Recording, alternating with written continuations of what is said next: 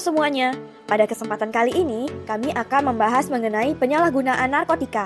Mari kita kupas satu persatu. Narkotika. Narkotika merupakan zat atau obat yang berasal dari tanaman maupun bukan tanaman, baik yang sintetis maupun semi-sintetis, yang dapat menyebabkan penurunan atau perubahan kesadaran, menghilangkan rasa sakit maupun nyeri, menimbulkan rasa mengantuk dan kecanduan.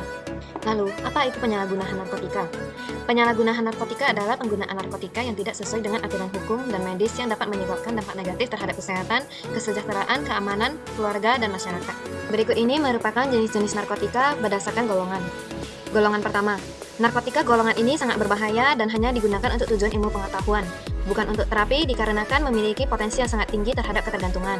Contoh narkoba golongan pertama yaitu ganja, opium, kokain, heroin. Golongan 2, narkotika golongan ini berbahaya, akan tetapi memiliki manfaat untuk pengobatan, seperti digunakan untuk terapi atau tujuan pengembangan ilmu pengetahuan, serta memiliki potensi yang tinggi terhadap ketergantungan. Contoh narkoba golongan 2 yaitu morfin, metadon, dan fentanyl. Golongan 3, narkotika golongan ini tidak terlalu berbahaya, biasanya digunakan dalam terapi atau tujuan pengembangan ilmu pengetahuan, serta potensi ringan akan ketergantungan. Contoh narkoba golongan 3 yaitu buprenorfin, tramadol, dan petidin. Penyebab penyalahgunaan narkotika, yaitu ada 8 penyebab. Yang pertama adalah tuntutan sosial dan tekanan teman. Nah, pada tuntutan tersebut, kadang-kadang individu mungkin merasa terdorong untuk menggunakan narkotika karena tekanan dari teman-teman mereka atau untuk mencoba dan merasa termasuk dalam kelompok tertentu. Yang kedua adalah masalah mental dan emosional. Beberapa orang mungkin mencari pelarian dari masalah mental atau emosi yang mereka hadapi seperti depresi, kecemasan, ataupun stres berat. Mereka mungkin menggunakan narkotika sebagai cara untuk meredakan gejala tersebut. Nah, yang ketiga adalah ketersediaan narkotika. Penyalahgunaan narkotika juga bisa dipicu oleh ketersediaan yang mudah. Jika narkotika mudah ditemukan ataupun diakses, maka kemungkinan penyalahgunaan akan meningkat. Yang keempat adalah kurangnya pendidikan. Ketidaktahuan tentang bahayanya narkotika dan konsekuensinya juga bisa menjadi penyebab. Orang yang tidak tahu tentang efek negatif narkotika mungkin lebih cenderung mencoba mereka tanpa menyadari itu narkotika. Yang kelima adalah genetika. Ada bukti bahwa faktor genetik dapat memainkan peran dalam kecenderungan seseorang untuk mengembangkan ketergantungan narkotika. Jika ada riwayat penyalahgunaan narkotika dalam keluarga, risiko seseorang untuk terjerumus juga lebih tinggi. Yang keenam adalah kecanduan. Penggunaan narkotika dalam jangka panjang dapat menyebabkan ketergantungan fisik dan psikologis. Orang yang telah kecanduan mungkin terus menggunakan narkotika meskipun menyadari risikonya. Yang ketujuh adalah kurangnya alternatif positif. Terkadang kurangnya pilihan positif atau kegiatan yang memenuhi kebutuhan sosial dan emosional dapat menyebabkan orang mencari pelarian dalam narkotika. Yang kedelapan adalah faktor lingkungan. Lingkungan seseorang seperti tinggal di daerah yang terpengaruh oleh penyalahgunaan narkotika tersebut juga bisa memainkan peran yang dalam penggunaan narkotika. Dampak penyalahgunaan narkoba terhadap bangsa dan negara dapat terlihat seperti berikut ini. Yang pertama, kerusakan fisik dan mental. Penggunaan narkoba dapat menyebabkan kepan narkoba dapat merusak organ-organ tubuh seperti hati, paru-paru, dan otak. Yang kedua, penyebaran penyakit menular. Penggunaan narkoba melalui penggunaan jarum suntik bersama atau perilaku seksual beresiko tinggi dapat menyebabkan penyebaran penyakit menular seperti HIV atau AIDS dan hepatitis. Yang ketiga, pecahnya struktur keluarga. Penyalahgunaan narkoba dapat merusak hubungan dalam keluarga dan dapat menyebabkan pecahnya struktur keluarga dengan dampak negatif pada perkembangan anak-anak. Yang keempat, kriminalitas.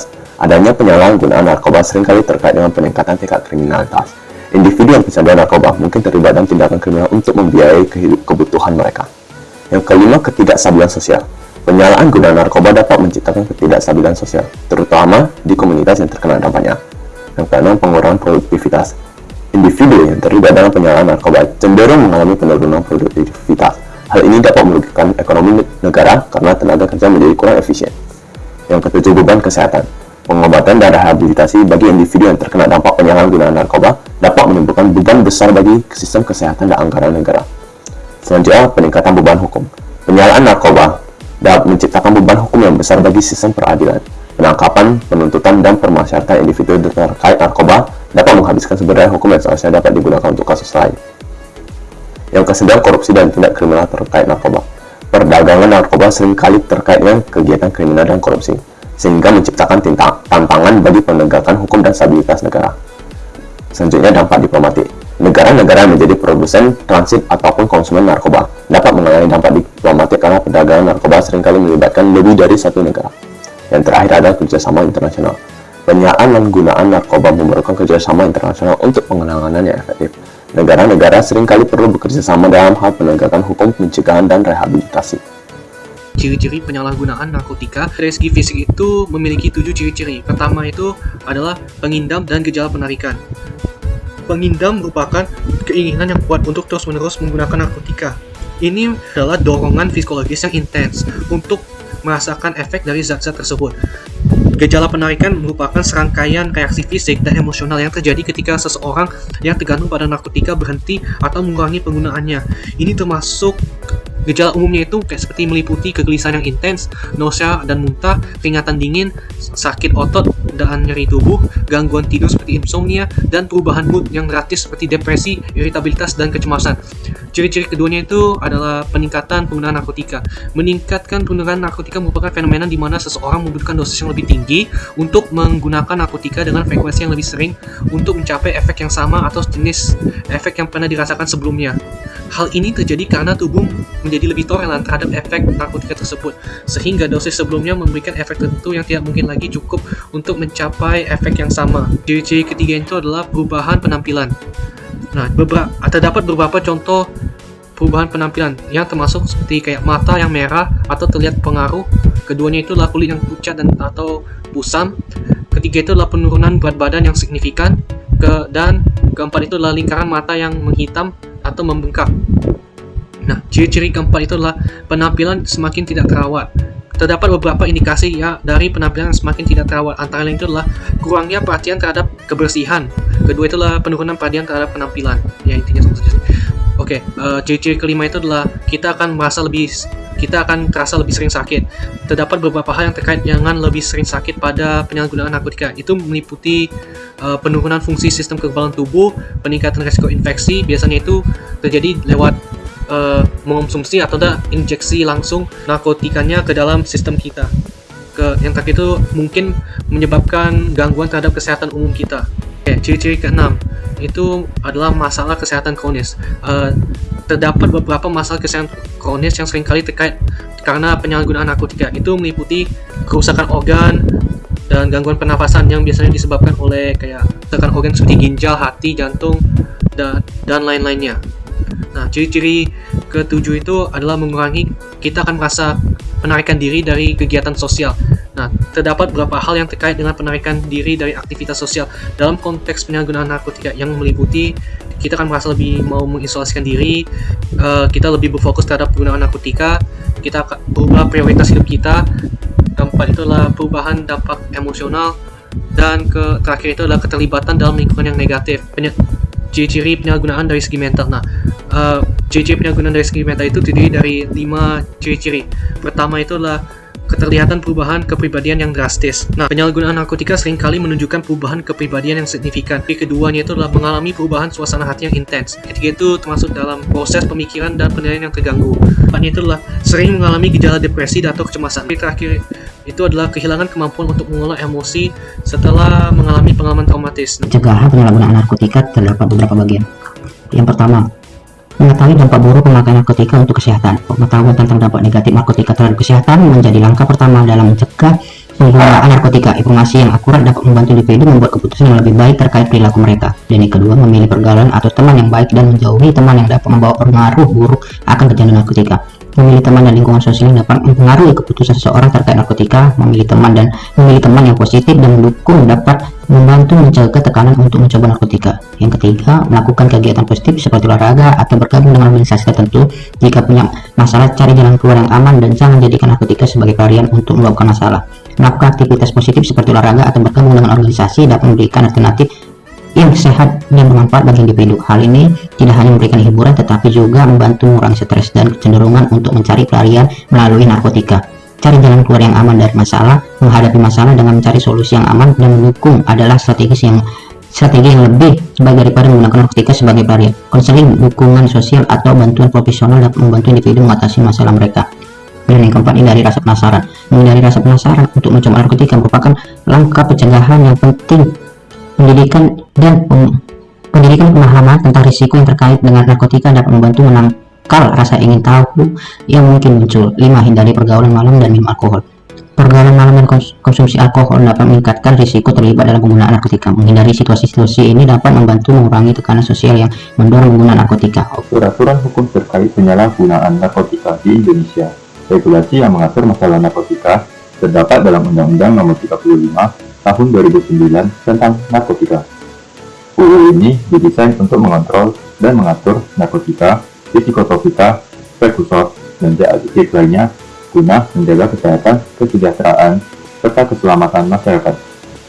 Dokumen hukum ini mencakup sejumlah aspek penting terkait narkotika, seperti penanganan, penggunaan, peredaan, produksi, impor, ekspor, dan regulasi.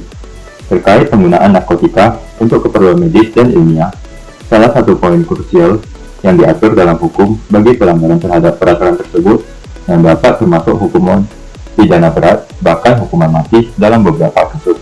Definisi narkotika dijelaskan dalam undang-undang ini sebagai zat atau obat yang memiliki potensi untuk menyebabkan ketergantungan dan dapat disalahgunakan, termasuk dalam golongan yang dilarang oleh hukum. Pengendalian narkotika baik dalam hal produksi, peredaran, penggunaan, penyampaian, maupun penghapusan diatur dengan ketat sesuai ketentuan yang telah ditetapkan. Selain regulasi yang melarang secara tegas, undang-undang ini juga mengatur penggunaan narkotika untuk tujuan medis dan ilmiah. Namun dengan pengawasan ketat dari pihak berwenang, upaya pencegah penyalahgunaan narkotika juga menjadi fokus penting, termasuk melalui program rehabilitasi bagi para pengguna narkotika. Selanjutnya, kami akan membahas mengenai contoh kasus penyalahgunaan narkotika. Studi kasus yang akan diangkat pada pembahasan kali ini adalah penyalahgunaan narkotika pada 2 orang siswa di sebuah madrasah di kota Bima yang diteliti oleh Alia Nurmaya. Siswa pertama berinisial Ade yang berusia 18 tahun dan saat ini duduk di kelas 2 MAN. Ade mulai mengenal dan mencoba untuk merokok ketika ia duduk di kelas 2 SMP. Kemudian, ketika ia kelas 1 madrasah, Ade mulai mengenal dan mengkonsumsi alkohol dan obat-obatan.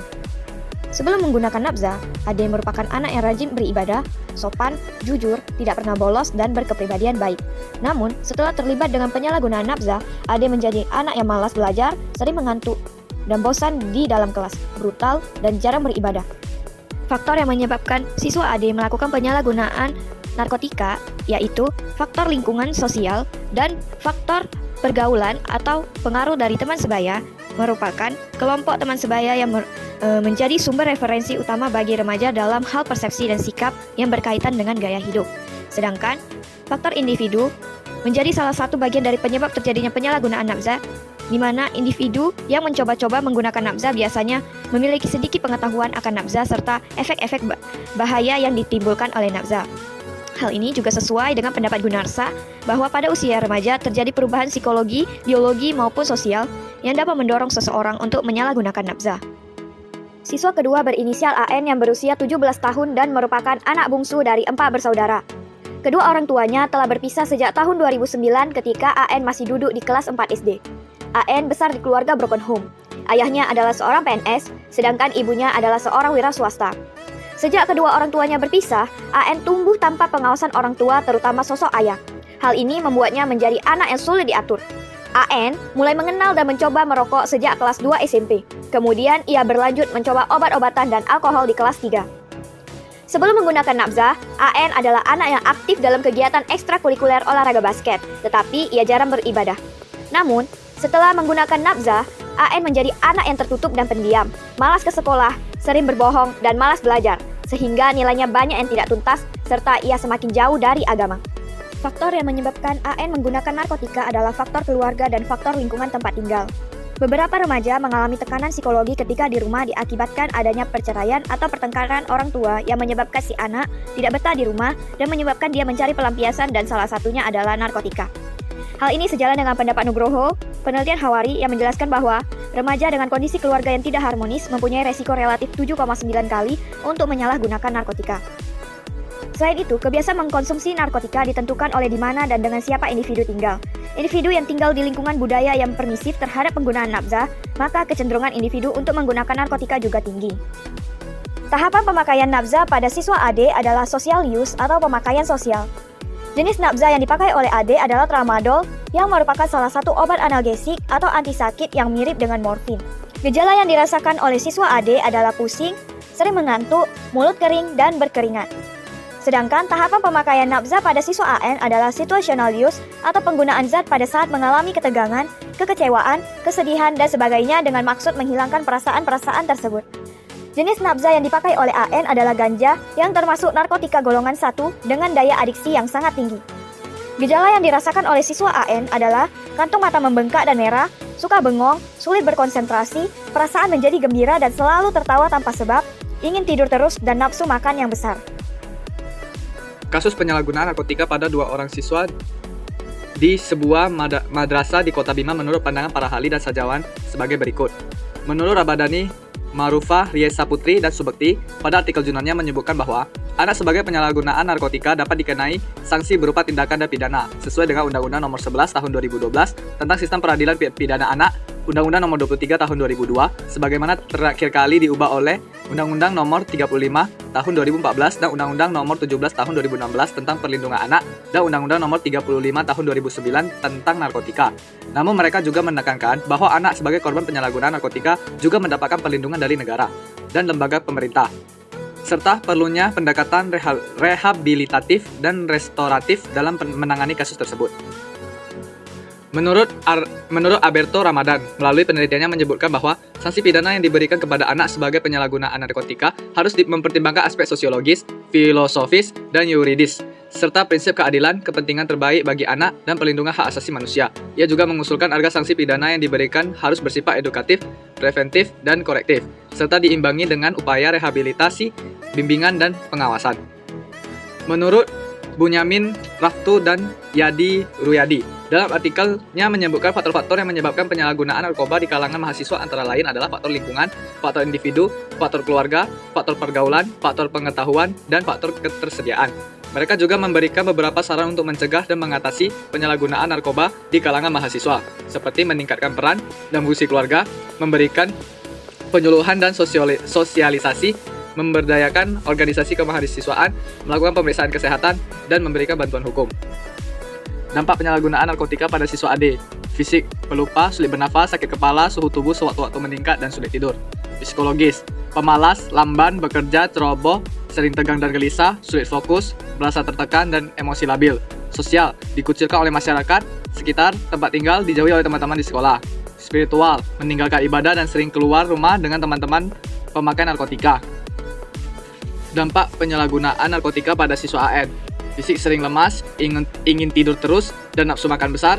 Psikologis selalu gembira, selalu tertawa untuk hal yang tidak lucu, suka menghayal, sulit fokus, dan merasa tertekan. Sosial: menjadi antisosial, hanya bergaul dengan sesama pemakai, dikucilkan oleh masyarakat. Spiritual: jarang beribadah, jauh dari agama. Solusi untuk kasus penyalahgunaan narkotika terdapat 4 bagian. Yang pertama, meningkatkan pengetahuan tentang penyalahgunaan narkotika dan dampaknya. Yang kedua, dukungan keluarga. Dan yang ketiga, tekad dan keinginan pengguna untuk keluar dari dunia narkotika. Dan yang keempat, rehabilitasi. Kesimpulan terdapat 3 bagian. Yang pertama, narkotika adalah obat terlarang yang dapat menyebabkan ketergantungan, kerusakan organ tubuh, gangguan kesehatan mental, dan penyakit menular.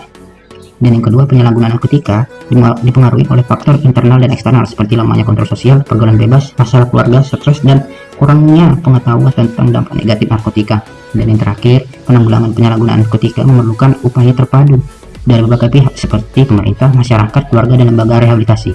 Upaya tersebut meliputi pencegahan, penindakan, dan rehabilitasi. Sekian pembahasan dari kami. Mari kita bersama-sama menjaga kesehatan mental dan fisik kita mulai dari sekarang. Sebagai generasi penerus bangsa, kita harus bersama-sama menyerukan Say No to Drugs. Terima kasih.